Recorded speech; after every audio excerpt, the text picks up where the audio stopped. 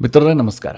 ಮಿತ್ರರೇ, ಸಾಮಾನ್ಯವಾಗಿ ನಾನು ವೆಸ್ಟರ್ನ್ ಪತ್ರಿಕೆಗಳಲ್ಲಿ ಬಂದಂತಹ ಸುದ್ದಿಗಳ ಬಗ್ಗೆ ವಿಡಿಯೋ ಮಾಡುವಂಥದ್ದು ಬಹಳ ಕಡಿಮೆ.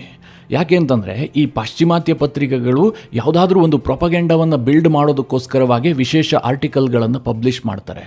ಅದು ಭಾರತದ ವಿರುದ್ಧ ಇರಬಹುದು ಅಥವಾ ಅಮೆರಿಕದ ಕೂಟದ ವಿರುದ್ಧವಾಗಿರುವಂತಹ ದೇಶಗಳಿದಾವಲ್ಲ, ಅವುಗಳ ಬಗ್ಗೆ ಒಂದು ಪ್ರೊಪಗೆಂಡ ಬಿಲ್ಡ್ ಮಾಡೋದಕ್ಕೆ ಅವರು ಯತ್ನ ಮಾಡ್ತಾ ಇರ್ತಾರೆ. ಹೀಗಾಗಿ ಅವುಗಳ ಬಗ್ಗೆ ವಿಶೇಷವಾದಂತಹ ವಿಡಿಯೋ ಮಾಡುವ ಅವಶ್ಯಕತೆ ಇಲ್ಲ ಅಂತ ನನಗನ್ನಿಸ್ತಾ ಇತ್ತು. ಆದರೆ ವಾಲ್ ಸ್ಟ್ರೀಟ್ ಜರ್ನಲ್ನಲ್ಲಿ ಒಂದು ಚೈನಾ ಮತ್ತು ರಷ್ಯಾದ ಕುರಿತಾಗಿ ವರದಿ ಪ್ರಕಟ ಆಗಿದೆ. ಇದು ಸತ್ಯಕ್ಕೆ ಬಹಳ ಹತ್ತಿರ ಇದೆ. ಚೈನಾ ಇಡೀ ರಷ್ಯಾವನ್ನ ತನ್ನ ಕಪಿಮುಷ್ಟಿಯಲ್ಲಿ ಇಟ್ಟುಕೊಳ್ಳೋದಕ್ಕೆ ಅಥವಾ ತನ್ನ ಒಂದು ವೆಸಲ್ ಸ್ಟೇಟ್ ಆಗಿ ಪರಿವರ್ತನೆ ಮಾಡೋದಕ್ಕೋಸ್ಕರವಾಗಿ ಚೈನಾ ಯತ್ನ ಮಾಡ್ತಾ ಇದೆ ಅನ್ನೋದರ ಕುರಿತಾದಂತಹ ಒಂದು ವರದಿ ಇದು ರಿಯಾಲಿಟಿಗೆ ಬಹಳ ಹತ್ತಿರ ಆಗಿದೆ. ಈ ಬಗ್ಗೆ ಭಾರತ ಕೂಡ ಸ್ವಲ್ಪ ಎಚ್ಚರದಿಂದಿರಬೇಕು.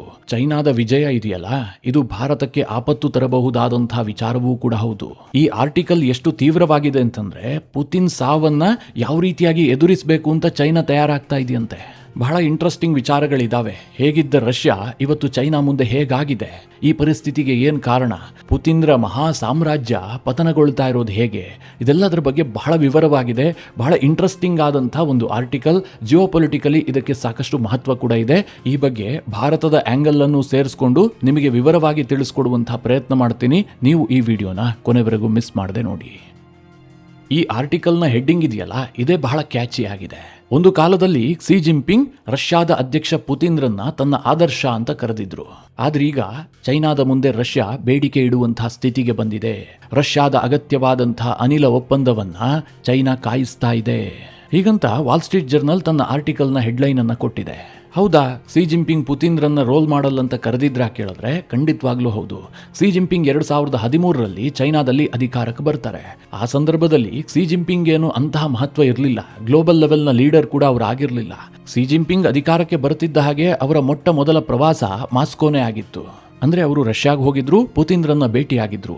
ಆ ಸಂದರ್ಭದಲ್ಲಿ ಕ್ಸಿ ಜಿನ್ಪಿಂಗ್ ಅಲ್ಲಿ ಮಾತನಾಡುವಂತಹ ವೇಳೆ ರಷ್ಯಾದ ಅಧ್ಯಕ್ಷ ಪುತಿನ್ ನನಗೆ ರೋಲ್ ಮಾಡಲ್, ಪುತಿನ್ರ ಕೆಲ ದಿಟ್ಟ ನಿರ್ಧಾರಗಳು, ಗ್ಲೋಬಲ್ ಲೆವೆಲ್ನಲ್ಲಿ ಅವರ ಇಮೇಜ್, ಇದೆಲ್ಲವನ್ನೂ ಕೂಡ ಕ್ಸಿ ಜಿನ್ಪಿಂಗ್ ಹಾಡಿ ಹೊಗಳಿದ್ರು. ನಾನು ಚೈನಾದಲ್ಲಿ ಅಧಿಕಾರ ನಡೆಸುವಂತಹ ಸಂದರ್ಭದಲ್ಲಿ ಪುತಿನ್ ಹಾಕಿಕೊಟ್ಟಂತಹ ದಾರಿಯನ್ನ ಅನುಸರಿಸ್ತೀನಿ ಅನ್ನುವ ಹಂತಕ್ಕೆ ಕ್ಸಿ ಜಿನ್ಪಿಂಗ್ ಮಾತನಾಡಿದ್ರು. ಇದರ ಅರ್ಥ ಏನು ಕೇಳಿದ್ರೆ, ಸೋವಿಯತ್ ಕಾಲ ಇತ್ತಲ್ಲ, ಆ ಸಂದರ್ಭದಲ್ಲಿ ಚೈನಾ ರಷ್ಯಾವನ್ನ ಬಿಗ್ ಬ್ರದರ್ ಅಂತಲೇ ನೋಡ್ತಾ ಇತ್ತು. ರಷ್ಯಾ ಕೂಡ ಅಷ್ಟೇ, ಚೈನಾವನ್ನ ಬಹಳ ಏನು ಮಹತ್ವ ಕೊಟ್ಟು ಬಹಳ ಇಂಪಾರ್ಟೆಂಟ್ ದೇಶ ಅಂತ ಪರಿಗಣಿಸ್ತಾ ಇರಲಿಲ್ಲ. ಇವತ್ತು ಭಾರತ ಶ್ರೀಲಂಕಾ, ನೇಪಾಳವನ್ನೆಲ್ಲ ಎಷ್ಟು ಪ್ರಾಮುಖ್ಯತೆ ಕೊಟ್ಟು ನೋಡುತ್ತೋ ಅಷ್ಟೇ ಪ್ರಾಮುಖ್ಯತೆಯನ್ನು ಚೈನಾಗೆ ರಷ್ಯಾ ಕೊಡ್ತಾ ಇತ್ತು, ಸೋವಿಯತ್ ರಷ್ಯಾ. ಆದರೆ ಸೋವಿಯತ್ ವಿಭಜನೆ ಬಳಿಕ ಆ ಪರಿಸ್ಥಿತಿ ಸ್ವಲ್ಪ ಬದಲಾಗ್ತಾ ಬಂದಿತ್ತು. 2000 ಇಸವಿಯ ನಂತರ ಚೈನಾದ ಆರ್ಥಿಕ ವೇಗ ಇದೆಯಲ್ಲ, ಇದು ವಿಪರೀತವಾಗಿ ಬೆಳೆಯೋದಕ್ಕೆ ಶುರುವಾಯಿತು. ನೀವು ಹತ್ತತ್ರ 2001ರ ವೇಳೆಗೆ ಚೈನಾ ಮತ್ತು ರಷ್ಯಾದ ಆರ್ಥಿಕತೆಯಲ್ಲಿ ಬಹಳ ಏನು ಗ್ಯಾಪ್ ಇರಲಿಲ್ಲ. ಜೊತೆಗೆ ರಷ್ಯಾ ಒಂದು ದೈತ್ಯ ದೇಶ, ಸೈನಿಕವಾಗಿ ಬಹಳ ಶಕ್ತಿಶಾಲಿ, ಆಧುನಿಕವಾದಂತಹ ಟೆಕ್ನಾಲಜಿ ಇದೆ. ಹೀಗಾಗಿ ಚೈನಾ ಎಕಾನಮಿಯಲ್ಲಿ ಸ್ವಲ್ಪ ಮುಂದಿದ್ರೂ ಕೂಡ ರಷ್ಯಾಗಿಂತ ಮೇಲೆ ಅಂತ ಅವರು ಪರಿಗಣಿಸ್ತಾ ಇರಲಿಲ್ಲ. 2010-13ರವರೆಗೂ ಕೂಡ ಚೈನಾ ರಷ್ಯಾವನ್ನ ಬಿಗ್ ಬ್ರದರ್ ಅಂತಲೇ ಟ್ರೀಟ್ ಮಾಡ್ತಾ ಇತ್ತು. ಹೀಗಾಗಿ ಕ್ಸಿ ಜಿನ್ಪಿಂಗ್ ರಷ್ಯಾಗೆ ಹೋದಂತಹ ಸಂದರ್ಭದಲ್ಲಿ ಪುತಿನ್ ನನ್ನ ರೋಲ್ ಮಾಡಲ್ ಅಂತ ಹೇಳಿಕೆ ಕೊಟ್ಟಿದ್ರು. ಆದರೆ ಈಗ ವಾಲ್ ಸ್ಟ್ರೀಟ್ ಜರ್ನಲ್ ಹೇಳ್ತಾ ಇದೆ, ಯುದ್ಧದ ಬಳಿಕ ಚಿತ್ರಣ ಕಂಪ್ಲೀಟ್ ಬದಲಾಗಿದೆ. ಚೈನಾ ಸಾರ್ವಜನಿಕವಾಗಿ ಮಾತ್ರ ರಷ್ಯಾಗೆ ಗೌರವ ಕೊಡುತ್ತೆ, ಒಳಗಡೆ ರಷ್ಯಾ ಮೇಲೆ ವಿಪರೀತವಾಗಿ ಬೆದರಿಕೆ ಹಾಕ್ತಾ ಇದೆ, ಒತ್ತಡ ಹಾಕ್ತಾ ಇದೆ, ರಷ್ಯಾವನ್ನ ಅಡಕತ್ರಿಯಲ್ಲಿ ಸಿಕ್ಕಾಕ್ಸ್ತಾ ಇದೆ ಅಂತ.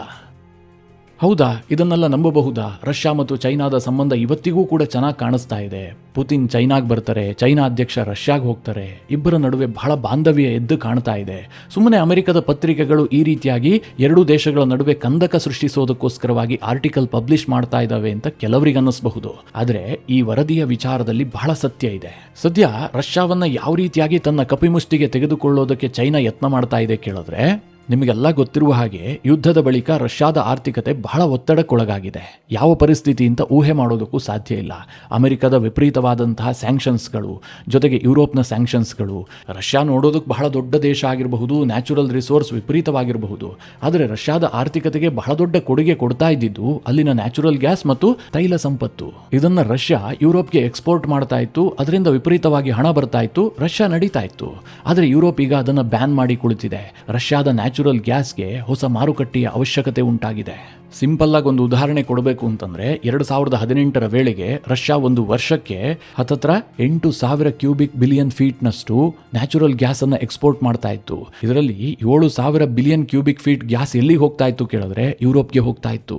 ಆದ್ರೆ ಈಗ ಆ ಪ್ರಮಾಣ 200ರಿಂದ 300 ಬಿಲಿಯನ್ ಕ್ಯೂಬಿಕ್ ಫೀಟ್ಗೆ ಇಳಿದಿದೆ. ಯುರೋಪ್ನ ಖರೀದಿಯ ಪ್ರಮಾಣ ಇದೆಯಲ್ಲ ಅದೇ ಅಷ್ಟು ಕಡಿಮೆ ಆಗಿದೆ. ಈಗ ರಷ್ಯಾಗೆ ನ್ಯಾಚುರಲ್ ಗ್ಯಾಸ್ ಅನ್ನ ಎಕ್ಸ್ಪೋರ್ಟ್ ಮಾಡೋದಕ್ಕಿರುವಂತಹ ದೊಡ್ಡ ಡೆಸ್ಟಿನಿ ಯಾವುದು ಕೇಳಿದ್ರೆ ಅದು ಚೈನಾ. 2018ರಲ್ಲಿ ಬಹಳ ಕಡಿಮೆ ಪ್ರಮಾಣದಲ್ಲಿ ರಷ್ಯಾದಿಂದ ನ್ಯಾಚುರಲ್ ಗ್ಯಾಸ್ ತರಿಸ್ಕೊಳ್ತಾ ಇತ್ತು. ಆದರೆ ಇವತ್ತು ಚೈನಾ ರಷ್ಯಾದಿಂದ ಹತ್ತತ್ರ 1,200ರಿಂದ 1,300 ಬಿಲಿಯನ್ ಕ್ಯೂಬಿಕ್ ಫೀಟ್ನಷ್ಟು ನ್ಯಾಚುರಲ್ ಗ್ಯಾಸ್ ಅನ್ನು ಆಮದು ಮಾಡಿಕೊಳ್ತಾ ಇದೆ. ಅಷ್ಟರ ಮಟ್ಟಿಗೆ ರಷ್ಯಾದ ನ್ಯಾಚುರಲ್ ಗ್ಯಾಸ್ ಎಕ್ಸ್ಪೋರ್ಟ್ ಚೈನಾ ಮೇಲೆ ಡಿಪೆಂಡ್ ಆಗಿದೆ. ಆಲ್ಮೋಸ್ಟ್ 50-60% ರಷ್ಯಾದ ಎಕ್ಸ್ಪೋರ್ಟ್ ಚೈನಾಗೆ ಆಗ್ತಾ ಇದೆ. ಚೈನಾ ಸಹಜವಾಗಿ ಇದನ್ನು ಅಡ್ವಾಂಟೇಜ್ ಆಗಿ ಪರಿಗಣಿಸ್ತಾ ಇದೆ. ಇದಕ್ಕೆ ಈ ವಾಲ್ ಸ್ಟ್ರೀಟ್ ಜರ್ನಲ್ನಲ್ಲಿ ಏನು ಹೇಳಲಾಗಿದೆ ಅಂತಂದ್ರೆ, ಇತ್ತೀಚೆಗೆ ರಷ್ಯಾದ ಅಧ್ಯಕ್ಷ ಪುತಿನ್ ಚೈನಾಗೆ ಬಂದಿದ್ರು. ಅದರ ಉದ್ದೇಶ ಏನಾಗಿತ್ತು ಕೇಳಿದ್ರೆ, ಪವರ್ ಆಫ್ ಸೈಬೀರಿಯಾ 2 ಪೈಪ್ಲೈನ್ ಒಪ್ಪಂದಕ್ಕೆ ಚೈನಾ ಬಳಿಯಲ್ಲಿ ಸಹಿ ಹಾಕಿಸಿಕೊಳ್ಳುವಂತಹ ಉದ್ದೇಶ ಪುತಿನ್ಗೆ ಇತ್ತು. ಆದರೆ ಪುತಿನ್ರ ಚೈನಾ ಪ್ರವಾಸದ ವೇಳೆ 42 ಒಪ್ಪಂದಗಳಿಗೆ ಚೈನಾ ಮತ್ತು ರಷ್ಯಾ ಸಹಿ ಹಾಕಿದ್ವು. ಆದರೆ ಪವರ್ ಆಫ್ ಸೈಬೀರಿಯಾ 2 ಒಪ್ಪಂದಕ್ಕೆ ಚೈನಾ ಸಹಿ ಹಾಕಿಲ್ಲ. ಕಾರಣ ಏನು ಕೇಳಿದ್ರೆ, ಇವತ್ತು ಚೈನಾದವರು ಏನ್ ಬಯಸ್ತಾ ಇದ್ದಾರೆ ಗೊತ್ತಾ? ರಷ್ಯಾ ಇವತ್ತು ತನ್ನ ಗ್ರಾಹಕರಿಗೆ ಯಾವ ದರದಲ್ಲಿ ನ್ಯಾಚುರಲ್ ಗ್ಯಾಸ್ ಅನ್ನ ಕೊಡ್ತಾ ಇದೆಯೋ ಅದೇ ದರದಲ್ಲಿ ಚೈನಾಗೂ ಕೂಡ ಎಕ್ಸ್ಪೋರ್ಟ್ ಮಾಡಬೇಕು, ಅಂದ್ರೆ ಬಹಳ ರಿಯಾಯಿತಿಯನ್ನ ಕೊಡಬೇಕು ಅಂತ ಚೈನಾ ಬಯಸ್ತಾ ಇದೆ. ಇಂಟರ್ನ್ಯಾಷನಲ್ ಮಾರುಕಟ್ಟೆಯಲ್ಲಿ ಇರುವಂತಹ ದರವನ್ನ ನಾವು ಪೇ ಮಾಡೋದಿಲ್ಲ ಹೀಗಂತ ಚೈನಾ ಹೇಳ್ತಾ ಇದೆ. ಇದೇ ಕಾರಣಕ್ಕೋಸ್ಕರವಾಗಿ ಅವರು ಒಪ್ಪಂದಕ್ಕೆ ಸಹಿ ಹಾಕ್ತಾ ಇಲ್ಲ. ಇದಕ್ಕೇನು ಕಾರಣ ಅಂತಂದ್ರೆ, ಚೈನಾಗ ಅನ್ನಿಸ್ತಾ ಇದೆ ಇವತ್ತಲ್ಲ ನಾಳೆ ಈ ಒಪ್ಪಂದ ಆಗಿಯೇ ಆಗತ್ತೆ, ರಷ್ಯಾಗೆ ಅಂತಹ ಅನಿವಾರ್ಯತೆ ಸೃಷ್ಟಿ ಆಗತ್ತೆ ಅಂತ. ಅದು ಹೇಗೆ ಕೇಳಿದ್ರೆ, 2014ರಲ್ಲಿ ಚೈನಾ ಮತ್ತು ರಷ್ಯಾದ ನಡುವೆ ಪವರ್ ಆಫ್ ಸೈಬೀರಿಯಾ ಪೈಪ್ಲೈನ್ 1 ಯೋಜನೆಗೆ ಸಹಿ ಆಗಿತ್ತು. ಆ ಒಪ್ಪಂದಕ್ಕೆ ಚೈನಾ ಸಹಿ ಮಾಡೋದಕ್ಕೆ ಬರೋಬ್ಬರಿ 15 ವರ್ಷಗಳ ಕಾಲಾವಕಾಶ ತೆಗೆದುಕೊಂಡಿತ್ತು. ಕಾರಣ ಏನು ಕೇಳಿದ್ರೆ, ಚೈನಾ ಕೇಳದಂತಹ ರೇಟಿಗೆ ಅನಿಲವನ್ನು ಒದಗಿಸೋದಕ್ಕೆ ರಷ್ಯಾ ಒಪ್ಕೊಂಡಿರಲಿಲ್ಲ. ಆದರೆ 2014ರಲ್ಲಿ ರಷ್ಯಾ ಕ್ರಿಮಿಯಾ ಮೇಲೆ ದಾಳಿ ಮಾಡುತ್ತೆ, ಕ್ರಿಮಿಯಾವನ್ನು ವಶಕ್ಕೆ ಪಡೆಯುತ್ತೆ. ಅದಾಗ್ತಿದ್ದ ಹಾಗೆ ಏನೇನಾಯ್ತು ಅಂತ ನಿಮಗೆಲ್ಲ ಗೊತ್ತಲ್ಲ. G8 ಗ್ರೂಪ್ನಿಂದ ರಷ್ಯಾವನ್ನು ಹೊರಹಾಕಲಾಯಿತು. ರಷ್ಯಾ ಮೇಲೆ ಪಾಶ್ಚಿಮಾತ್ಯ ನಿರ್ಬಂಧಗಳು ಹೆಚ್ಚಾದವು. ರಷ್ಯಾ ಆರ್ಥಿಕ ದಿಗ್ಬಂಧನವನ್ನು ಎದುರಿಸುವಂತಹ ಸ್ಥಿತಿ ನಿರ್ಮಾಣ ಆಯಿತು. ಆ ಒತ್ತಡದ ಸಮಯದಲ್ಲಿ ಚೈನಾ ಈ ಪೈಪ್ಲೈನ್ ಯೋಜನೆಗೆ ಸಹಿ ಮಾಡ್ತು. ಅದೇ ಒಂದು ಗಾದೆ ಮಾತಿದೆಯಲ್ಲ, ನಾಯಿ ಕೂಡ ಹಸ್ದಿತ್ತು ರೊಟ್ಟಿ ಹಳಸಿತ್ತು ಅಂತ. ಈಗ ಚೈನಾಗ ಅನ್ನಿಸ್ತಾ ಇದೆ ಮತ್ತೆ ಅಂತಹದೇ ಪರಿಸ್ಥಿತಿ ರಷ್ಯಾಗೆ ಬಂದಿದೆ. ರಷ್ಯಾ ನಾವು ಕೇಳಿದ ದರದಲ್ಲೇ ಗ್ಯಾಸ್ ಅನ್ನ ಕೊಡಬೇಕು ಅಂತಹ ಸ್ಥಿತಿಯನ್ನ ತಲುಪುತ್ತೆ. ರಷ್ಯಾಗೆ ಇನ್ನು ಜಾಗತಿಕವಾಗಿ ಬಹಳ ಮನ್ನಣೆ ಇಲ್ಲ. ನಾವು ರಷ್ಯಾದ ಮೇಲೆ ಕಂಪ್ಲೀಟ್ ಪ್ರಾಬಲ್ಯ ಸಾಧಿಸಬಹುದು ಅಂತ ಚೈನಾಗ ಅನ್ನಿಸಿದೆಯಂತೆ. ಅದಕ್ಕೋಸ್ಕರವಾಗಿ ಈ ವಾಲ್ ಸ್ಟ್ರೀಟ್ ಜರ್ನಲ್ ವರದಿಯಲ್ಲಿ ಸ್ಪಷ್ಟವಾಗಿ ಹೇಳಲಾಗಿದೆ, ಸಿ ಜಿನ್ಪಿಂಗ್ ಎದುರುಗಡೆಯಲ್ಲಿ ಪುತಿನ್ಗೆ ಸಾಕಷ್ಟು ಮರ್ಯಾದೆ ಕೊಡ್ತಾರೆ, ಆದರೆ ಒಳಗಡೆ ಸಾಕಷ್ಟು ಒತ್ತಡ ಹಾಕ್ತಾರೆ. ಚೈನಾದ ಕೈಯೇ ಮೇಲಾಗುವಂತೆ ಪ್ರತಿ ಬಾರಿಯೂ ಕೂಡ ನೋಡ್ಕೊಳ್ತಾ ಇದ್ದಾರೆ. ಈ ಎಲ್ಲಾ ಒಪ್ಪಂದಗಳು ಕೂಡ ಚೈನಾಗೆ ಲಾಭವಾಗ್ತಾ ಇದೆ, ಆದರೆ ರಷ್ಯಾಗೆ ಅದು ಅನಿವಾರ್ಯವಾಗ್ತಾ ಇದೆ. ಇಲ್ಲಿ ವಾಲ್ ಸ್ಟ್ರೀಟ್ ಜರ್ನಲ್ ವರದಿಯಲ್ಲಿ ಕೇವಲ ಇದೊಂದೇ ಉದಾಹರಣೆಯನ್ನ ಕೊಟ್ಟಿಲ್ಲ. ರಷ್ಯಾ ನಡುಬಗ್ಗಿಸಿದ್ದಕ್ಕೆ ಅನೇಕ ಉದಾಹರಣೆಗಳನ್ನು ಕೂಡ ಕೊಟ್ಟಿದ್ದಾರೆ. ಉದಾಹರಣೆಗೆ ಯುವಾನ್, ಚೈನಾದ ಕರೆನ್ಸಿಯನ್ನ ಬಳಸೋದಕ್ಕೆ ರಷ್ಯಾ 10 ವರ್ಷಗಳ ಕಾಲ ಒಪ್ಪಿರಲಿಲ್ಲ. ಬಹಳ ತಿಕ್ಕಾಟ ನಡೀತಾ ಇತ್ತು. ಚೈನಾ ಕೇಳ್ತಾ ಇತ್ತು ನಮ್ಮ ಕರೆನ್ಸಿಯನ್ನ ಬಳಸಿ ಅಂತ. ರಷ್ಯಾ ಸುತಾರಾಮ್ ಅದನ್ನು ಒಪ್ಪಿರಲಿಲ್ಲ. ಆದರೆ ಉಕ್ರೇನ್ ಯುದ್ಧದ ಬಳಿಕ ರಷ್ಯಾಗೆ ಎಂತಹ ಪರಿಸ್ಥಿತಿ ಉಂಟಾಯಿತು ಅಂತಂದ್ರೆ, ಅಮೆರಿಕ ಡಾಲರ್ ಬಳಕೆಗೆ ನಿಷೇಧ ಹೇರಿತು.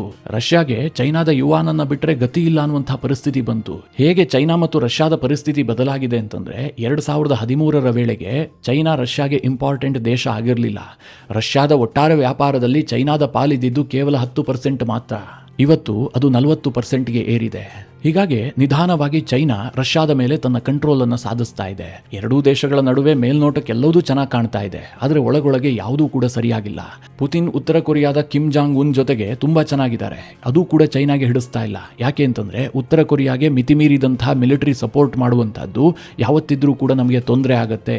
ಅಷ್ಟು ಮಾತ್ರ ಅಲ್ಲ, ಉತ್ತರ ಕೊರಿಯಾಗೆ ವಿಪರೀತವಾದಂತಹ ಸಪೋರ್ಟ್ ಅನ್ನ ರಷ್ಯಾ ಮಾಡಿದ್ದೇ ಆದ್ರೆ ಅತ್ತ ಕಡೆಯಲ್ಲಿ ದಕ್ಷಿಣ ಕೊರಿಯಾ, ಜಪಾನ್ ಮತ್ತು ಅಮೆರಿಕಾಗೆ ಇನ್ನಷ್ಟು ಹತ್ತಿರ ಆಗುತ್ತೆ.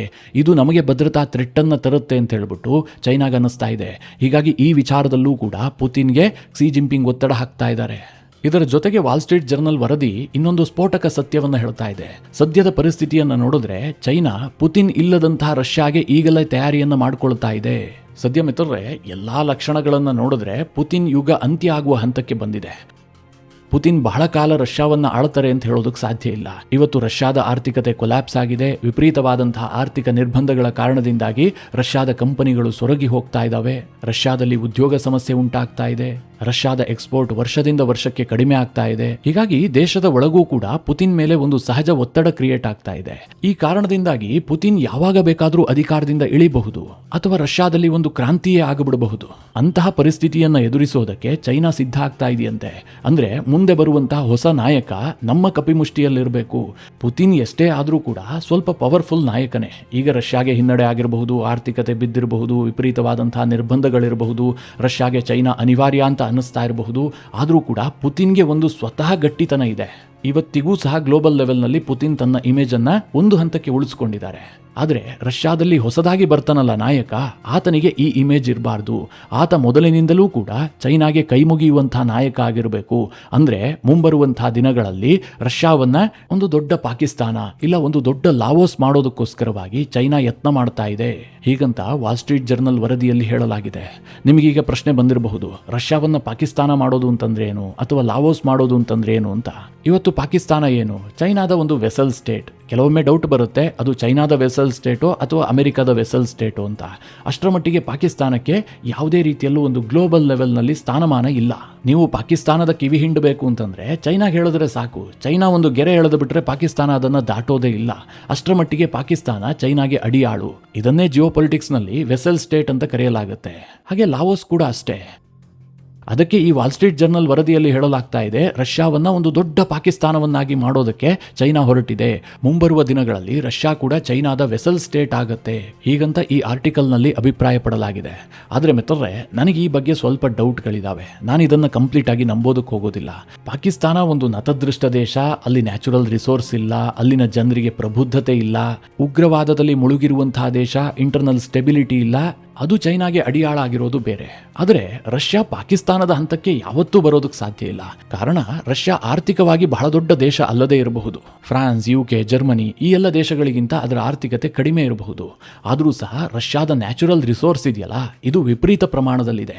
ಅಮೆರಿಕದಲ್ಲಿ ಎಷ್ಟು ಪ್ರಮಾಣದಲ್ಲಿ ನ್ಯಾಚುರಲ್ ರಿಸೋರ್ಸ್ ಇದೆಯೋ ಅದರ ದುಪ್ಪಟ್ಟು ಪ್ರಮಾಣದಲ್ಲಿ ರಷ್ಯಾದಲ್ಲಿದೆ. ಒಂದು ಅಂದಾಜಿನ ಪ್ರಕಾರದಲ್ಲಿ ರಷ್ಯಾದಲ್ಲಿರುವಂತಹ ಒಟ್ಟು ನ್ಯಾಚುರಲ್ ರಿಸೋರ್ಸ್ನ ಪ್ರಮಾಣ $75 ಟ್ರಿಲಿಯನ್ ಅಂತ ಅಂದಾಜು ಮಾಡಲಾಗಿದೆ. ಅಮೆರಿಕದಲ್ಲಿರುವಂತಹದ್ದು $45 ಟ್ರಿಲಿಯನ್. ಅನಂತರ ಸೌದಿ ಅರೇಬಿಯಾ ಬರುತ್ತೆ. Russia oil, natural gas, minerals ಎಲ್ಲ ವಿಚಾರದಲ್ಲಿ ತುಂಬಾ ರಿಚ್ ಆದಂತಹ ಕಂಟ್ರಿ. ಚೈನಾ ಎಷ್ಟೇ ಪ್ರಯತ್ನ ಮಾಡಿದ್ರೂ ಕೂಡ ರಷ್ಯಾದಲ್ಲಿ ಹೊಸ ನಾಯಕ ಬಂದಂತಹ ಸಂದರ್ಭದಲ್ಲಿ ಆತ ಕಂಪ್ಲೀಟ್ ಆಗಿ ಚೈನಾಗೆ ಅಡಿಯಾಳಾಗ್ಬಿಡ್ತಾನೆ. ಚೈನಾ ಹಾಕಿದ ಗೆರೆಯನ್ನ ದಾಟೋದಿಲ್ಲ. ಅದನ್ನ ಈಗಲೇ ಪ್ರೆಡಿಕ್ಟ್ ಮಾಡೋದಕ್ಕೆ ಸಾಧ್ಯ ಇಲ್ಲ. ಮುಂಬರುವಂತಹ ದಿನಗಳಲ್ಲಿ ಅಮೆರಿಕ ಯಾವ ರೀತಿಯಾದಂತಹ ಗೇಮ್ ಪ್ಲೇ ಮಾಡುತ್ತೆ ಅದು ವೆರಿ ಇಂಪಾರ್ಟೆಂಟ್ ಆಗುತ್ತೆ. ಒಂದು ವೇಳೆ ಅಮೆರಿಕ ಏನಾದರೂ ಈಗಿರುವಂತಹ ನಿರ್ಬಂಧಗಳನ್ನು ಸಡಿಲಗೊಳಿಸಿದ್ದೇ ಆದರೆ ರಷ್ಯಾಗೆ ಚೈನಾದ ಅವಶ್ಯಕತೆ ಬರೋದೇ ಇಲ್ಲ. ಮತ್ತೆ 2010-12 ಪರಿಸ್ಥಿತಿಗೆ ರಷ್ಯಾ ವಾಪಸ್ ಹೋಗುತ್ತೆ. ಆದರೆ ಚೈನಾ ಮತ್ತು ರಷ್ಯಾದ ನಡುವೆ ಆಗ್ತಾ ಇರುವಂತಹ ಈ ಬೆಳವಣಿಗೆಯನ್ನು ಭಾರತ ಬಹಳ ಸೂಕ್ಷ್ಮವಾಗಿ ಗಮನಿಸಬೇಕು. ನಾವು ಒಂದು ಹಂತಕ್ಕೆ ರೆಡಿ ಆಗಿಬಿಟ್ಟಿದ್ದೀವಿ. ಈ ಮೊದಲಾದರೆ ಭಾರತ ಡಿಫೆನ್ಸ್ ವಿಚಾರದಲ್ಲಿ ಟೋಟಲಿ ರಷ್ಯಾ ಮೇಲೆ ಡಿಪೆಂಡ್ ಆಗಿತ್ತು. ಅಂತಹ ಸಂದರ್ಭದಲ್ಲಿ ರಷ್ಯಾ ಚೈನಾಗೆ ವಿಪರೀತವಾಗಿ ಹತ್ತಿರ ಆಗಿದ್ದೇ ಆದರೆ ಭಾರತಕ್ಕದು ನೆಗೆಟಿವ್ ಆಗ್ತಾ ಇತ್ತು. ಆದರೆ ಈಗ ಹಾಗೇನಿಲ್ಲ. ಭಾರತ ತನ್ನ ಡಿಫೆನ್ಸ್ ಸೆಕ್ಟರನ್ನು ಕಂಪ್ಲೀಟಾಗಿ ಡೈವರ್ಸಿಫೈ ಮಾಡಿದೆ. ಭಾರತ ಇಸ್ರೇಲ್ ಜೊತೆಗೆ ಕೆಲಸ ಮಾಡ್ತಾ ಇದೆ, ಫ್ರಾನ್ಸ್ ಜೊತೆಗೆ ಕೆಲಸ ಮಾಡ್ತಾ ಇದೆ, ಅಮೆರಿಕದಿಂದಲೂ ಡಿಫೆನ್ಸ್ ಇಕ್ವಿಪ್ಮೆಂಟ್ಗಳು ಬರ್ತವೆ, ಯುರೋಪ್ನ ಬೇರೆ ಬೇರೆ ದೇಶಗಳೊಂದಿಗೆ ಡಿಫೆನ್ಸ್ ವಿಚಾರದಲ್ಲಿ ಭಾರತ ಕೆಲಸ ಮಾಡ್ತಾ ಇದೆ. ಕೇವಲ ರಷ್ಯಾ ಮೇಲೆ ಡಿಪೆಂಡ್ ಆಗಿದ್ದೀವಿ ಎನ್ನುವಂತಹ ಪರಿಸ್ಥಿತಿ ಇಲ್ಲ. ಆದರೂ ಸಹ ಭಾರತಕ್ಕೆ ಪ್ರಬಲ ಮಿತ್ರನಾಗಿರುವಂತಹ ರಷ್ಯಾ ಟೋಟಲಿ ಚೈನಾಗೆ ನಡು ಬಗ್ಗಿಸೋದಿದೆಯಲ್ಲ, ಇದು ಭಾರತಕ್ಕೆ ಯಾವತ್ತಿದ್ರೂ ಕೂಡ ಒಳ್ಳೆಯ ವಿಚಾರ ಅಲ್ವೇ ಅಲ್ಲ. ಮಿತ್ರರೇ, ಇದಿಷ್ಟು ವಾಲ್ ಸ್ಟ್ರೀಟ್ ಜರ್ನಲ್ ವರದಿಯಲ್ಲಿ ರಷ್ಯಾ ಮತ್ತು ಚೈನಾದ ಕುರಿತಾಗಿ ಇರುವಂತಹ ಒಂದಷ್ಟು ವಿಚಾರ. ಇದರ ಬಗ್ಗೆ ನಿಮ್ಮ ಅನಿಸಿಕೆ, ಅಭಿಪ್ರಾಯಗಳೇನು? ಕಮೆಂಟ್ ಮಾಡುವ ಮೂಲಕ ನಮಗೆ ತಿಳಿಸಿ. ಹಾಗೆ ನಿಮಗೆ ಈ ವಿಡಿಯೋ ಇಷ್ಟವಾದರೆ ಲೈಕ್ ಮಾಡಿ. ಜೊತೆಗೆ ನೀವಿನ್ನೂ ನಿಮ್ಮ ನೆಚ್ಚಿನ ಸಂಸ್ಕಾರ ಸೌರಭ ಯೂಟ್ಯೂಬ್ ಚಾನಲ್ನ ಸಬ್ಸ್ಕ್ರೈಬ್ ಮಾಡಿಲ್ಲ ಅಂತಾದರೆ ಈ ಕೂಡಲೇ ಸಬ್ಸ್ಕ್ರೈಬ್ ಮಾಡಿ. ಮುಂದಿನ ಎಲ್ಲ ಅಪ್ಡೇಟ್ಗಳ ನೋಟಿಫಿಕೇಷನ್ಗಾಗಿ ಬೆಲ್ ಐಕಾನ್ ಒತ್ತಿ.